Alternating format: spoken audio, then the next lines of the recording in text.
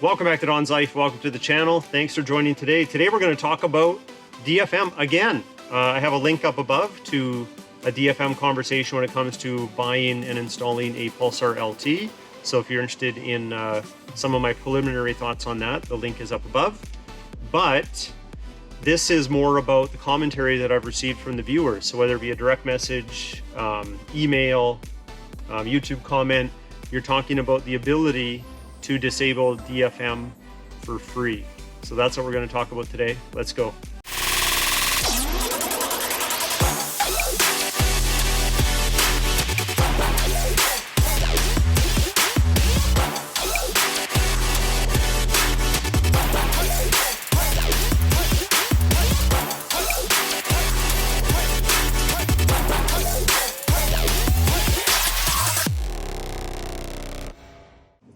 By now, unless you've been living under a rock, you know people are frustrated with DFM.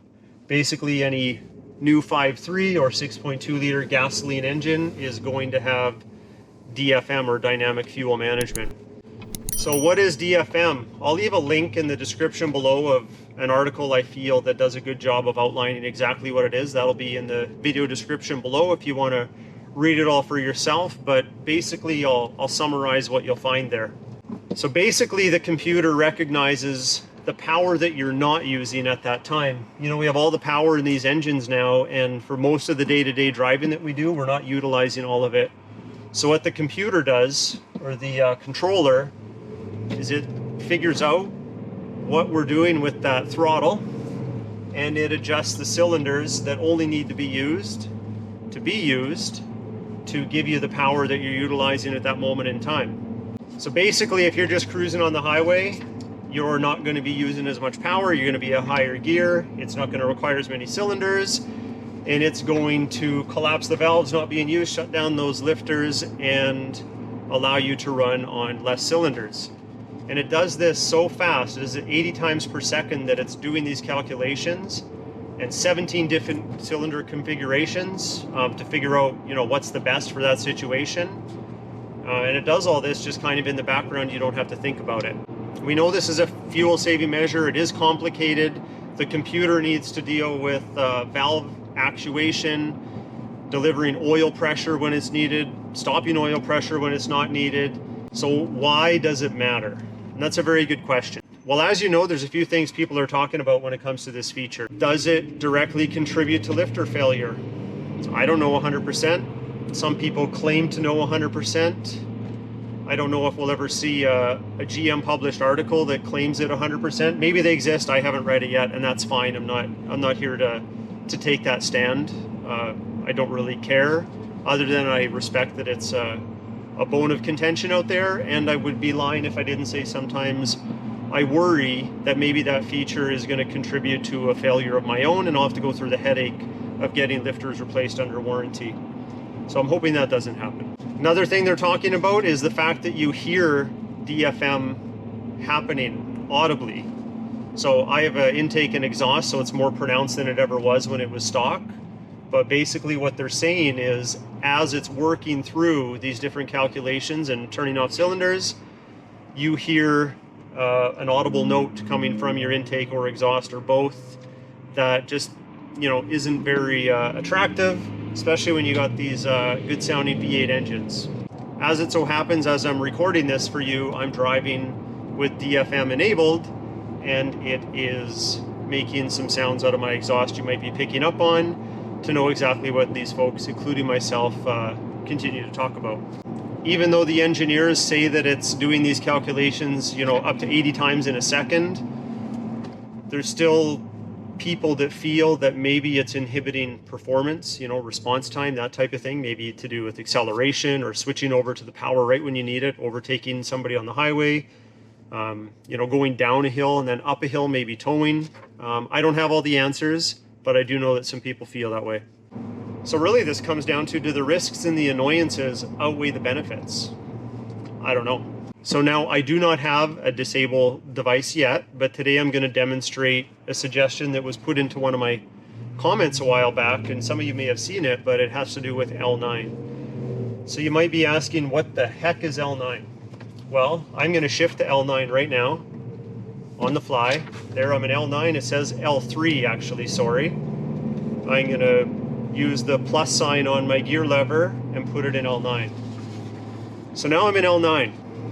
And what people are saying, and it could be true, I'm gonna do a little demonstration a little later here, but what people are saying that is if you drive in L9, it will prohibit DFM from operating. And I have to say, with the limited testing that I've done, and by I say limited, I mean like 2 or 3 weeks of nonstop testing back and forth, I might be inclined to agree with their findings. I can't substantiate that with an article from a GM engineer, but if you are a GM engineer and you're out there and you have the information for this and you'd love to share it with the group, please share it, put it in the comments, send us a link, whatever you got to do. I'd love to see the engineering papers on the matter and, you know, understand it for sure. But basically what L9 is supposed to do, and this would be for a 10-speed transmission, so you can put it into low gear and you can cycle all the way up to 9th gear, which basically is just setting a limit to what the transmission can shift to. So regardless of what speed I'm driving, I can go back and forth from L to drive and I'm not gonna cause any damage. So if I was in drive right now doing 60 kilometers an hour or 40 miles per hour and I shifted to L, it would move to L and it would indicate what gear I'm at. So maybe 4 or 5. And what it would do is it would stop me from engaging the gears above wherever it's at. But I can use the plus sign here and I can move it to L9 like I did. And then what that'll do is it'll inhibit from going to 10. But I don't know if it has to do with the software, the way the transmission's programmed, but when you're in L9, it's supposedly turning off all DFM. And I've done some testing with acceleration and deceleration, and I'm inclined to think, like I said, that they might be right. All right, I've recorded a series of clips for you when it comes to driving in L9 or driving in regular drive or D, and I'm gonna let you decide. But basically what I did is I took a short route to an area in my community, and then I backtracked the exact same route in the area of my community. So I was going through the same, you know, areas with the same speed, going around some roundabouts at the same speed, really putting the transmission through the same paces that I would both ways to make it a fair comparison. Along that ride, what I noticed is that the helicopter sound, or the sound that people complain about firstly with DSM, is that it makes kind of a repetitive, you know, helicopter blade sound. It seemed to be reduced when I was driving in L9. So when decelerating, I found that in L9, the downshifts and the tone of the exhaust, and it might have to do with if DFM's in fact not working, it was much more linear, and the tone of the exhaust and the intake would just come down. It wasn't as erratic and temperamental as with in drive when DFM is enabled. So before you look at this comparison, I think it's important to mention sport mode. So some people have commented that they use L9 in conjunction with sport mode. I've researched this one a little further, and sport mode doesn't seem to have any related impact on DFM, whether you're in L9 or drive. Using sport mode, even in the owner's manual, it says the moment you put it in the sport mode, you'll notice your transmission will gear down, and it's going to hold a lower gear for a longer amount of time than what it would customarily shift at, to really support any spirited driving that you want to, you know, have happen. It also mentions, and these are my words, that if it notices that you aren't driving spiritedly again, that it will actually take you out of sport mode. So if you do use sport mode, make sure you're driving spiritedly and it'll stay there. I haven't tested that to see when it kicks you out or if it even does, but that's just what the owner's manual implies. But for this comparison, I did not put it in sport mode. I felt it was best to just do a comparison in drive and L9, because many of you own Sierras or Silverados that don't have the sport mode feature. So I think this is the best comparison for all of you, whether you have a 5.3, 6.2, and various you know, options when it comes to transmission modes. So let's get into it. Okay, we're now going to roll some of the footage. I put my GoPro on my bumper. Like I said, I chose the same route back and forth. I had the wind mic on. I had as close to the exhaust as I could have it, where you'd probably hear it best. Keep in mind, I do have an aftermarket intake by S&B for my 6.2 liter, plus I have a Borla S-type exhaust, so I think you would hear it a little more for sure, and hopefully the mic picks it up well enough for you to form your own opinion on this. So let's roll that. I'll label the clips so you can do comparisons, and we'll come back and we'll talk about it.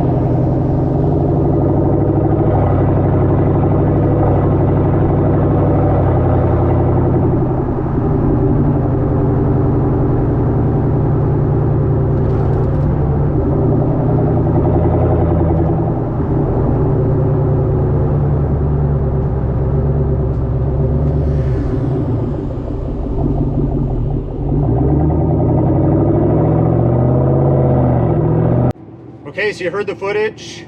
Hopefully you can come to your own conclusions. I'm of the mind that it's doing something, and it seems to be disabling DFM. Again, if there's a GM engineer watching or somebody that has the specific 100% irrefutable information that says that that's what's happening, I'd love to see it. For now, I'm under the assumption that it is disengaging DFM, and I'm probably going to continue to use L9 when I am driving around town. Now, the only downsides that I've found aren't many. I'll get into that in a second, but you might be asking yourself, what happens, with your fuel economy? Well, honestly, not much. It's not tangible. I haven't noticed a huge increase, really any increase in my my fuel consumption when it comes to my typical driving habits around town. You've been watching me drive, for several minutes here, and I'm driving pretty calm and cool and stay within the speed limits, and I don't think that it's having a negative impact.